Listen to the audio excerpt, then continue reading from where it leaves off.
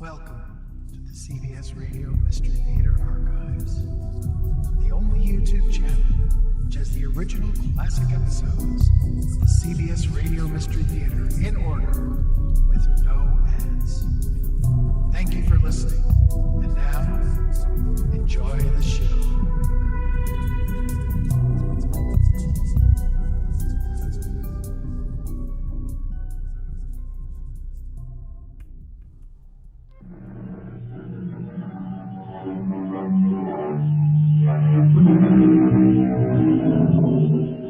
Come in.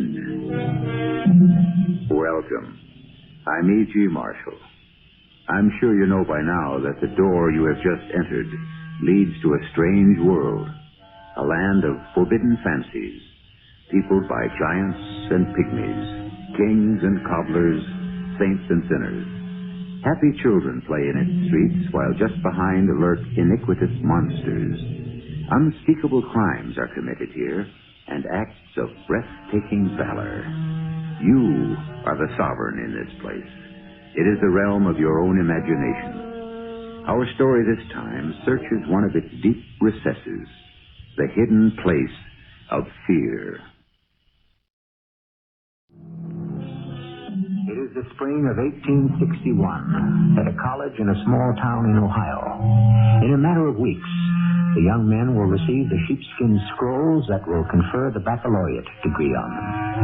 Only half mindful that they are living at the edge of a volcano, on the brink of a civil war that could change their lives completely. The students seek welcome relief from concentrated study in friendly competition. They meet in such places as the athletic field, the running track, or, as in the case of Bennett Green and Will Dudley, the pistol range. Splendid, Mr. Dudley, splendid. 7 bullseyes out of 10. Absolutely remarkable. If the wind hadn't spoiled that next to the last shot, it might have been 8 out of 10. Well, you've done beautifully, Will Dudley. Oh, practice. I'm a member of the state militia, you know. Every Friday night, the pistol range. Yes, of course. I feel a little sorry for Ben Green.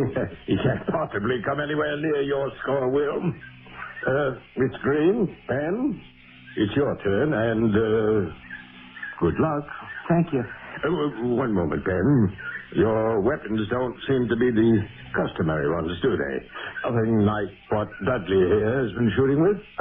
No, they're not. This is a pair of dueling pistols. They're French. They're rather old, aren't they? At least 50 years old. They were given to me by my father. They've been kept in perfect condition. So I would judge. Pearl handles. Beautiful. It's all right for me to use them? Well, of course. Success at a target is the result of a steady hand, a quick eye, as much as of one's gun. Well, my friend here, Mr. Elliot, will load and prime one gun as I fire the other to save time. Acceptable? I don't see why not, Mr. Green. I remind you that Mr. Dudley has a score of 7 bullseyes out of 10. Not an easy score to beat, is it? Almost impossible. Well, a man can only do his best. How true. Anytime you're ready. Too bad, Mr. Green, too bad. Second weapon, Mr. Elliot? Oh, thank you. Oh, much better, ever so much better. Almost a bullseye, but not quite. Good for you, Mr. Green. A hit, a perfect bullseye.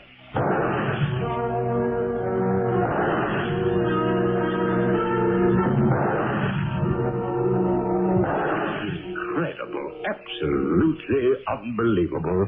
8 bullseyes. 8 straight hits in a row. Remarkable, Mr. Green. Congratulations. Thank you.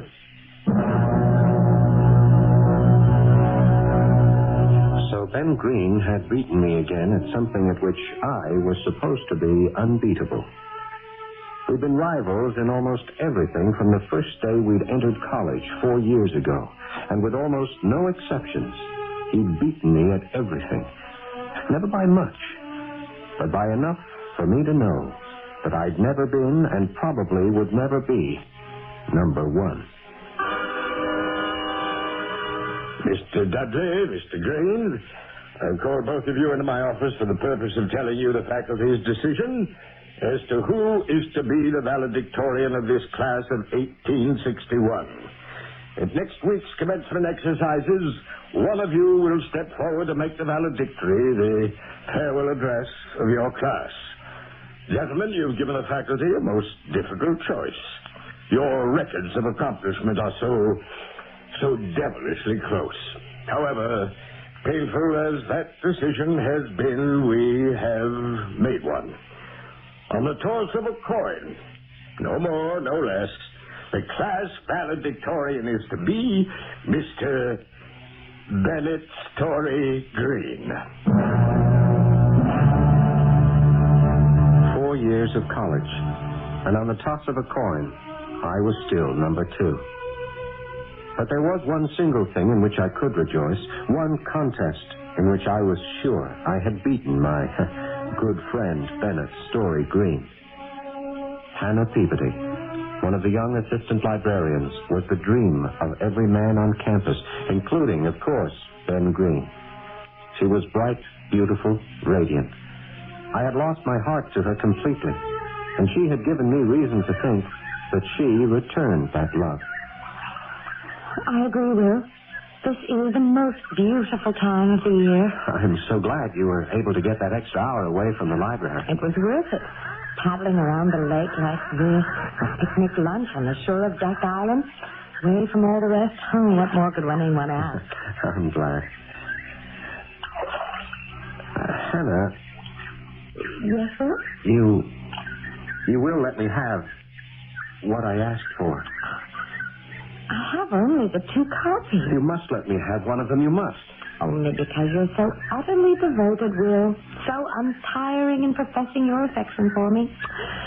I shall have to grant you your wish. You are an angel. I was afraid even to hope.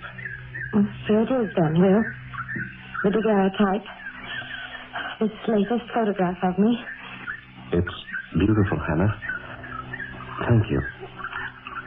You know, it doesn't do you full justice. How nice of you to say that. It's nearly 2 o'clock. Shouldn't we be starting back? Oh, yes, of course. Why you should want that photograph, or what you will do with it, I haven't the faintest notion. I shall keep it till the day I die. I promise. Oh, Will. And now, dearest Hannah, I wish to ask you a most serious question. We are living in very dangerous times. The smell of war is in the air. I know. The southern states, they're looking for trouble. It's awful. If war comes, Hannah, and I'm certain it will, I will be among the first of the boys in blue to go. I hold a commission in the state militia. And that's why I'd like to ask you... Oh, dear me. Oh, it's 2 o'clock. I've so enjoyed being with you, but you must excuse me, Will. You must get me back at once. I felt the day was not far off when Hannah would consent to become my wife. I realized I had several impressive rivals, foremost among them Ben Green. But I had no fears. I knew none of them was as close to Hannah's heart as I was. It was a warm spring day, graduation day. Ben had just finished his valedictory address. The open-air ceremonies were ended. I headed straight to where I knew Hannah was sitting. Hannah, my dear. Congratulations, Will. Oh, how very handsome you look in those academic robes. Oh, thank you, Hannah. Oh, this is all so exciting, isn't it? Oh, didn't you think Ben did extraordinarily well with his address? Yes, of course he did very well indeed. Hannah. Yes, Will? Do you think it might be possible what I mean is that... Sit down, Will. Here, beside me. And do try to calm down a bit. You're actually stammering. Yes, I know. You see, Hannah, the time has come for me to... there you are. Turned out to be a beautiful day, hasn't it? Ben, you were perfect. I was completely, thoroughly impressed and moved by your words. And so was everybody else. Isn't that so, Will? Yes. Now, you only say those flattering things because it's all true. Besides, you are prejudiced. Willier could have done just as well. And he came awfully close to doing it, as you know. Ben, I wonder if you would excuse Hannah and me. We have something to discuss in private. We do? At least something I'd like to discuss. In private, if you please, Hannah. Well, whatever it is, it will have to wait, Will. Well, if it's not too private, maybe the three of us could go over to the inn and join some of our classmates in a farewell cup. Oh, do we have time for that, Ben? Just about, dear. And then off we go. Go? What does that mean? Oh, Hannah and I, we're leaving this afternoon just as soon as we change clothes and pack. I don't understand. Ben and I are leaving town. I've quit my job at the library. Where to, if I'm not indiscreet? On our honeymoon. We were secretly married this morning. And, Will, you're the first to know. Is this some kind of joke? It's no joke, Will. Hannah, Ben is pulling my leg, isn't he? I'm afraid not, Will. It's true. Well, you might congratulate her. Or wish us good luck. Never. Never in this world. Now, it's you who are joking. Now, listen to me, both of you. Hannah, you give me every reason to think you cared for me. But I do, Will. I have a very warm spot in my heart for you. That's not what I mean. I had hoped you would marry me. Will, I like you. I always have, but I'm in love, deeply in love with Ben. I see. As for you, Ben, I curse the day I ever set eyes on you. From the first time we met, I've been playing second fiddle in our studies and athletics, everything. And I don't think I really cared all that much. Maybe I did. But this is different. This is the last straw. Easy, Will, easy. I set my heart on Hannah to be my wife, and once again I win the booby prize. I tell you something, Ben. If you live to be 100, I will outlive you, and by everything I hold sacred, I tell you from this moment on, I intend to beat you at everything, no matter what you do, everything. For the rest of your life, you are going to know what it feels like to come in second, to be the loser. Is that clear? Very clear. But you'll never see that day, Will. Ever. I won't. I've never told you this. I kept quiet out of pity. You pitied me. Stop it, both of you. Please, let's go. Now, you listen, Will. There are some people who are born destined to be the losers of this world. These people almost will themselves into being the also-rans, and you, Will Dudley, are just such a person. You're a born loser because in some twisted way you almost enjoy losing. If it hadn't been me, it would have been somebody else, anyone, because you want to lose. Now, I'll show you how much I want to lose, you contemptible. Stop this, both of you. Will, go away. Yes, Hannah. Of course. But remember one thing, Ben, my friend. You'll never beat me again at anything. If it takes me the rest of my life, if I have to follow you into the grave. Gentlemen, ladies and gentlemen, may I have your urgent attention, please? It's the president of the college up on the platform. What's he want? He seems to be so excited. Fort Sumter in the harbor of Charleston, South Carolina, has been fired upon, bombarded. War has been declared. This morning, President Lincoln called for 75,000 men to volunteer for the militia immediately. I know that every able young man on this campus will want to do his duty when the very life of our country is at stake. This is your big chance, Will. Your biggest chance. George Bernard Shaw said that there are only two tragedies in life. One is not to get your heart's desire. The other is to get it. Two young men, the first seemingly fated to win, the second to lose. And the coming of war into their lives may well complicate the destinies of one or both of them. Which of the two will face the greater tragedy? Follow me in a few moments into Act 2. It is almost a year later, the early spring of 1862. The big army of the Ohio, under the command of General Don Carlos Buell, lays encamped outside a little town in southwestern Tennessee, poised for its next move. Although some parts of the army have seen hard service, for most of the men, the war is still young, and soldiering, a new industry, not always perfectly understood. Among the young officers of this army is Will Dudley. With his previous training in the Ohio militia, he has attained the rank of captains. Sergeant Driscoll? Hey, Captain Dudley, sir. Just how badly off are we, Sergeant?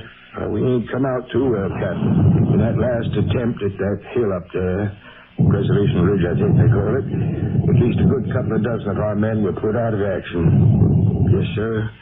There's dead aplenty. I see. Lucky for us, less than an hour ago, we got some replacements. Ohio boys, too.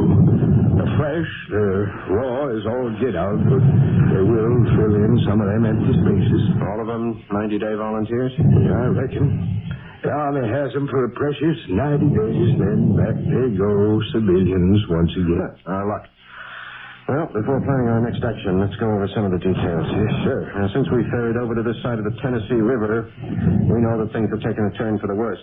Let's put it kind of mild, Captain, if I may say so. The word has come down from General Headquarters that the enemy has almost crippled Grant's army, and Grant needs help, reinforcements. Our job is to clean up some of the wreckage and move forward. We have to do it inch by inch. Now, this division, this regiment, has been assigned that duty. And this company has been ordered to lead the advance. Our first task is to take that ridge. Which is easier said than done. Now, has no one been able to reach those two snipers? You see, sir, they're positioned in such a way that our fire can't even scratch them. And every one of our men who have tried to get them... Yes, Cisco. We have no choice. Those two snipers must be removed come hell or high water. We've lost some of our best men trying, Captain Dudley. We've got to keep trying. Once we're over that ridge, a good part of our troubles may be over. Where's that list of replacements? Here you are, sir. Yes. They're all of them 90-day volunteers? 90 days. And back to whatever they were doing in Mansfield and Cleveland. Whatever. Kenneth Bordner, Isaac Fremont, John No, it can't be. Well, what is it, Captain? Something wrong? No, just the opposite, Driscoll. Something's very right.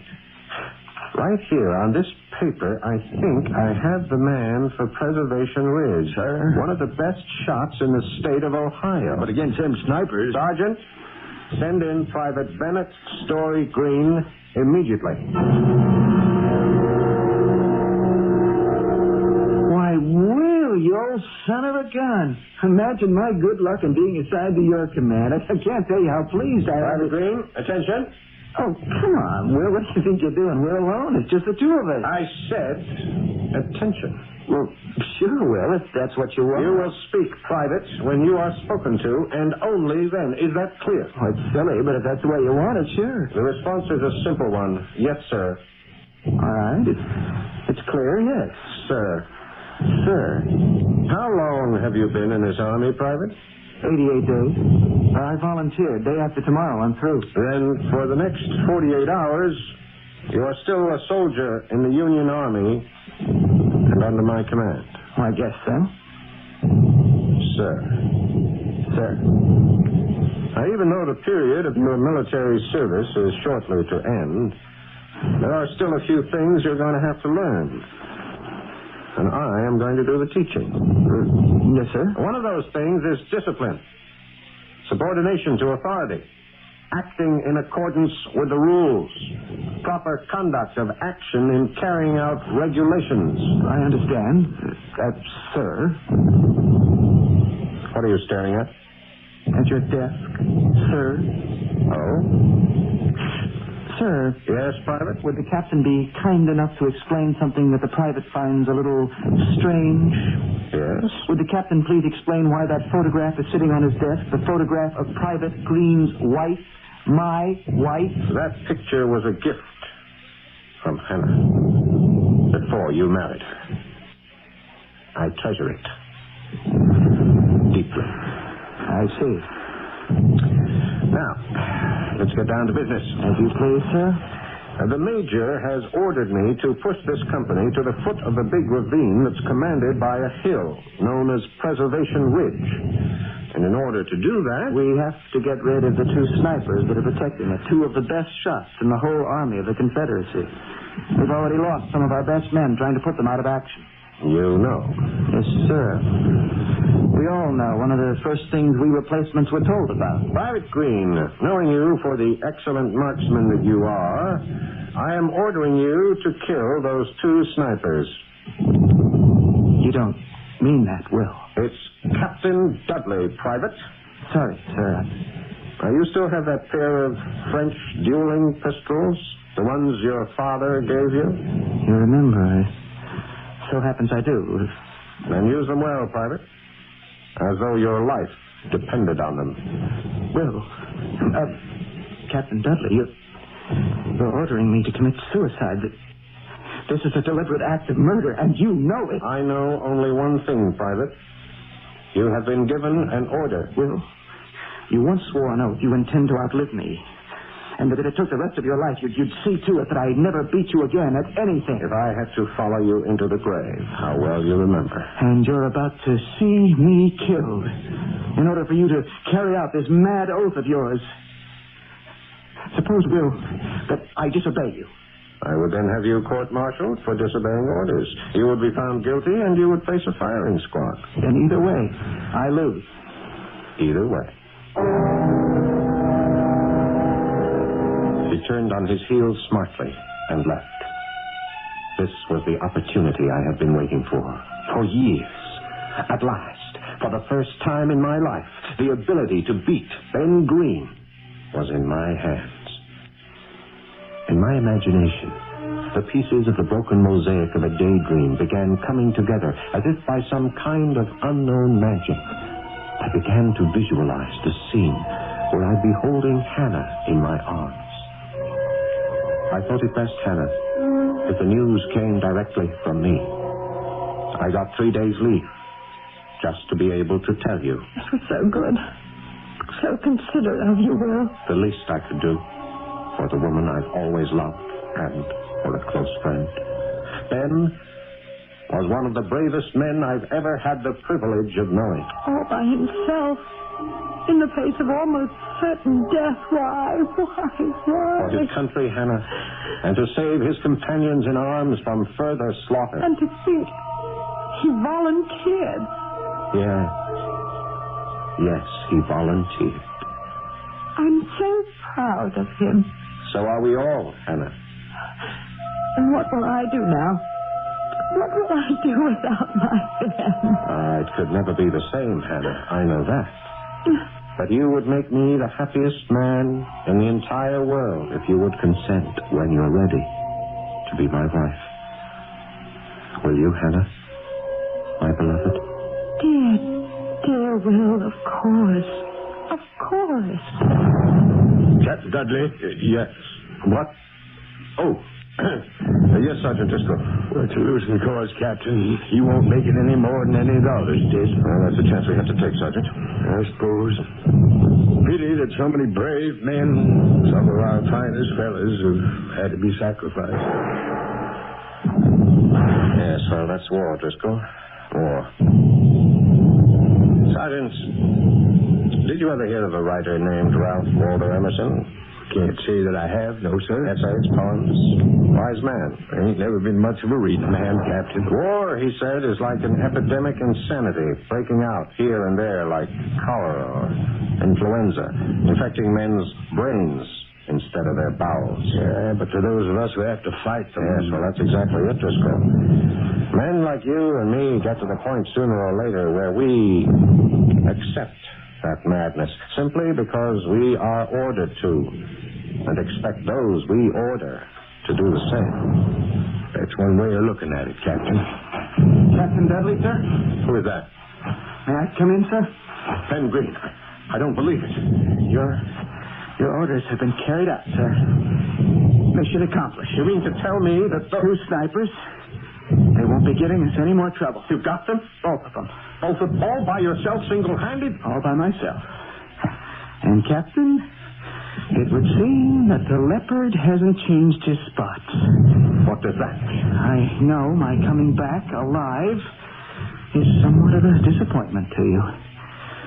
Sorry, sir, but you see, Captain, you were born to lose, and you've lost again.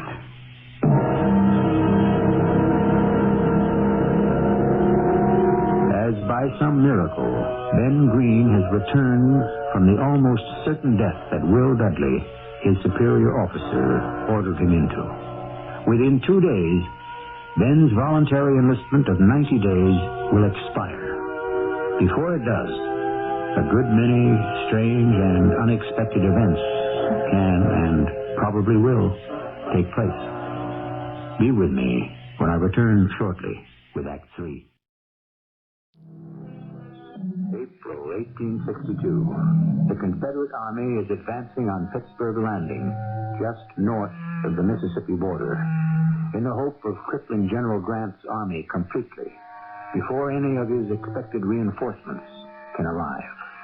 Although delayed by storms and poor roads, on the morning of April 6th, the Southern Army attacked the Union line near Shiloh Church, 2 miles from Pittsburgh Landing. The fighting went on all day and all night, one of the bloodiest of the entire war. That night... Any luck, Sergeant Driscoll? Not much, Captain. We ain't gone forward more than 50 yards in the past 2 hours, foot by foot. Well, come on in out of the rain. Thank you, sir. Another 50 yards ain't come cheap. Yes, we can hardly see what we're shooting at. Ain't that the truth? Except for the flashes of lightning, it's so dark you can't even see your hand in front of your face. The storm is getting in the way of the enemy as much as it is of us. Yeah, not much consolation in that, is there? The men holding up? That's hard to say, Captain. Wounded are stumbling around in the dark, and the rest, them as ain't been hurt, are stumbling into the wounded. And the dead? Piled up like cordwood. Well, anyway, with those 2 enemy snipers out of the way... I don't know how that soldier died. But he did it. And that's all that really matters, isn't that so, Captain Dudley? Private Green, what are you doing away from your station? Things seem to be calm for a moment, so I took the liberty of coming over here to your tent. Chance to get a little dry. Sergeant, would you mind stepping outside for a moment, please? I'm glad, Captain.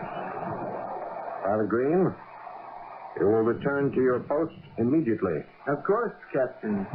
But before I do, I have a request, sort of a favor. What is it? May I come into the tent, sir? You may.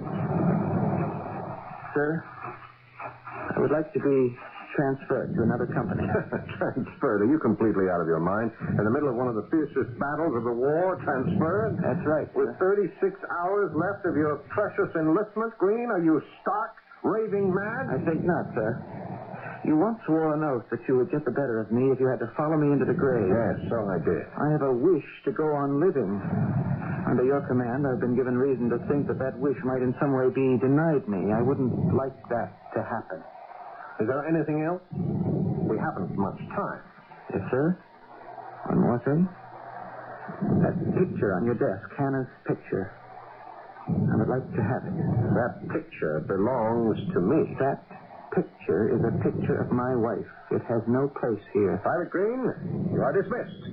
Return to your post at once. Not without that picture. I order you to leave. You are dismissed. You won't give it to me. I'll just have to take it. No, you don't. Oh, yes, I do.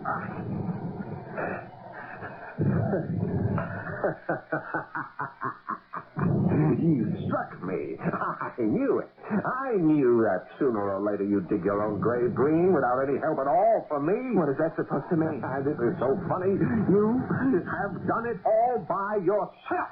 You don't seem to realize what you've done. Your lip is bleeding where I hit you. Yes, is it indeed? Fine. We'll just let it bleed, won't we? Private Green, you have committed the most profound, the most unforgivable indiscretion. You have struck an officer of the Union Army. You are a most daring man. I'm sorry. And a very foolish one. You know, of course, where this must lead. This is a matter for a court-martial.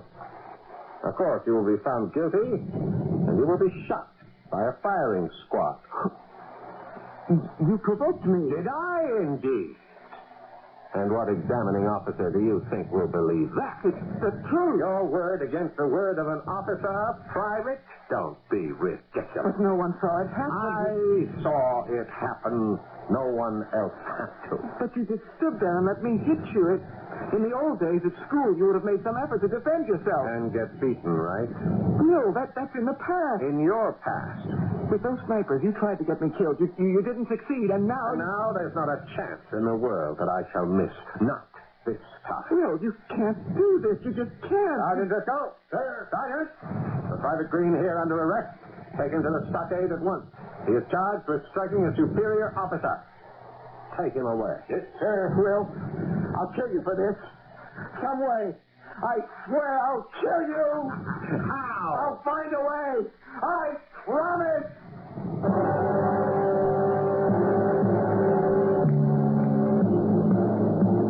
Private Bennett, Story Green, right? You will stand at attention. You have been charged with the serious act of striking an officer of the Union Army. This court, having weighed all the evidence in the matter, finds you guilty as charged. By the power vested in me by the Commander-in-Chief of the Army, you will, on leaving this court, be stood before a firing squad of your comrades, and you will be shot to death. Sergeant, conduct the prisoner out of this court. Captain Dudley. Colonel. You will be in charge of the execution. Thank you, sir. Thank you very much. He stood facing the 8 men in their ragged blue uniforms, rifles at the ready. The men who in minutes would bring his life to an end. He stood there, his cold gray eyes striking right and left across the landscape, and always they came to rest on me. His face had a jaunty, almost amused air about it. Does the prisoner have a last request? Please see that my pair of French dueling pistols are placed beside my body, in my grave, both of them primed and loaded. Request granted. Detail. Attention. Detail ready. Aim. Fire. I am the resurrection and the life, saith the Lord. He that believeth in me, though he were dead, yet shall he live.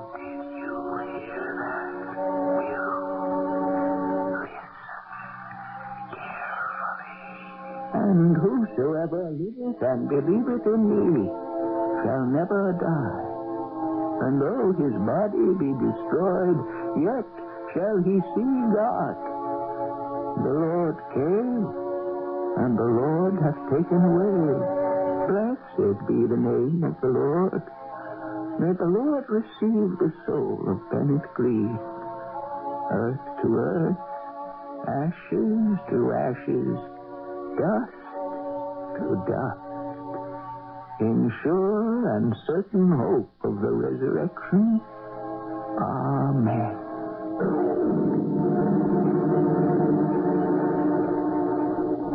And that was the troubling close of the most tormenting episode of my entire life.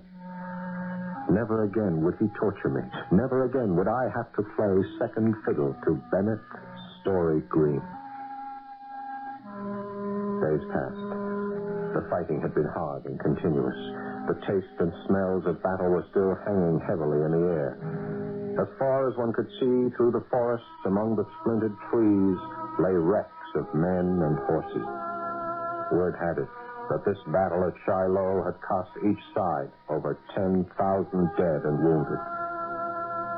It was during the first faint gray of morning several days later. Sergeant Driscoll? Sir? Have we collected all our dead? All that we could find. Trenches are dug, ready to receive the bodies. Any luck with identification? Some impossible in some cases. I understand. The wounded? I'm afeard most of them have died, sir.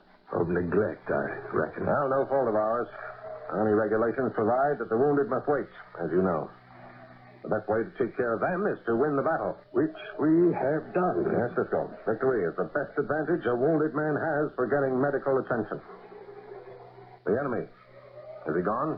Completely? All except for occasional little group of their skirmishes. Young lads who keep poking their noses here and there just to see what's up. So close you can almost see them. Any danger, Sergeant? Well, nothing I'd call the least bit serious, sir. They just keep hugging the earth as if they loved it. Every once in a while, they unflatten themselves long enough to take a pot shot in our direction. In that case, order your burial squads to get to work. Yes, I will. On second thought, it might be best to assemble the entire company first for a roll call. See where we stand. Whatever you say, sir.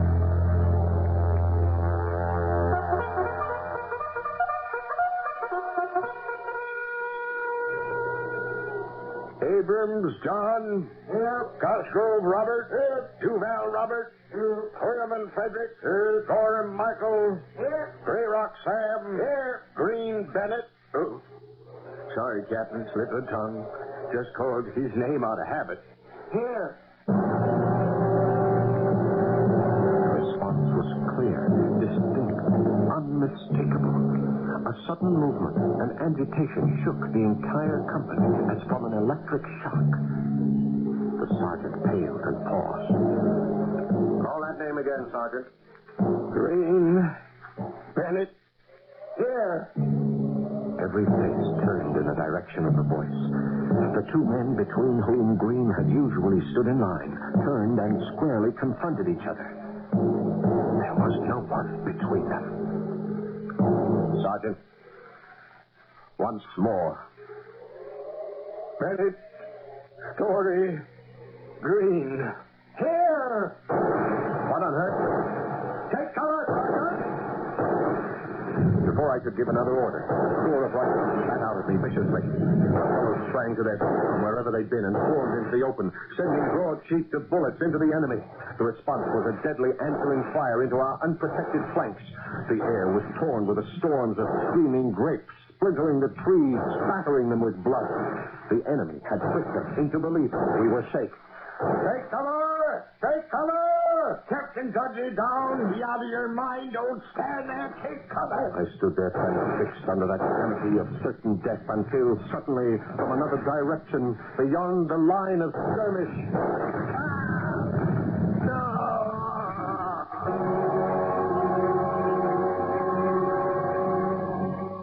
Good man, that Dudley. Fine soldier. Serious loss. Captain just stood there, Colonel, as if he knowed that one special bullet was meant for him. There's one thing I can't understand. Oh, what's that, Driscoll? The bullet that killed him weren't no ordinary rifle bullet. It wasn't? The surgeon took the bullet out of his body in the hope of saving his life. This is it, sir. Strange-looking piece of lead. I know you know all about them things, Colonel. Now, what do you suppose it is? I wouldn't take an oath on it, but my guess is this was fired from some kind of dueling pistol. French dueling pistol, I think. Very old one. Now, what on earth was the enemy doing with an old French dueling pistol?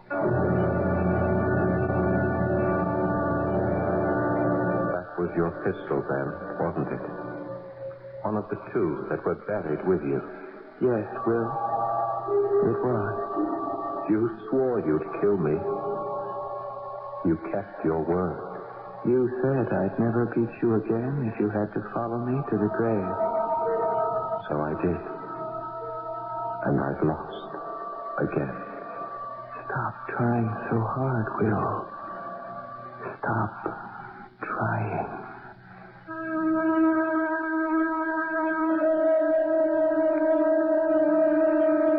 A famous English poet has written, For in the silent grave, no conversation, no joyful tread of friends, nothing's heard.